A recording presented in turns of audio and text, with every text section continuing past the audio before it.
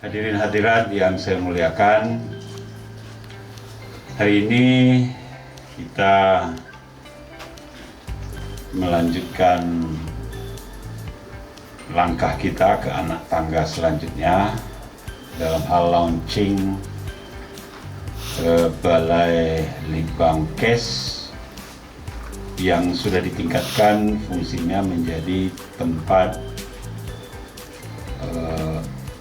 RT-PCR, Real Time Polymerase Chain Reaction, tempat pengujian sampel swab untuk melihat status seorang suspek virus, dalam hal ini coronavirus disease 2019. Tempat ini sudah kita kunjungi kira-kira 2 minggu yang lalu. Sekali lagi kita semua, utamanya pemerintah Aceh, terus melakukan persiapan secara bertahap dan pasti. Ketika ini kita siapkan, kita tinjau 2 minggu yang lalu, sertifikasi dan visitasi dari yang berwenang Kemenkes hadir. Kemudian ini sudah terakreditasi, tersertifikasi, layak untuk digunakan. Bahannya yang agak lama, reagent, kemudian kita dapatkan. Maka sah hari ini dengan launching, sudah disiap 2 sampel dari Gayo Luas untuk kita lihat statusnya secara final. Status swabnya secara final, apakah dia terinfeksi virus atau memang tidak.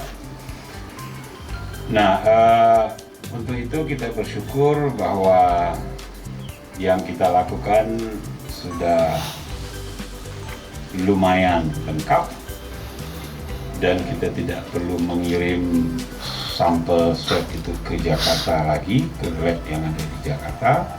Sudah bisa kita lakukan on the spot di Banda Aceh.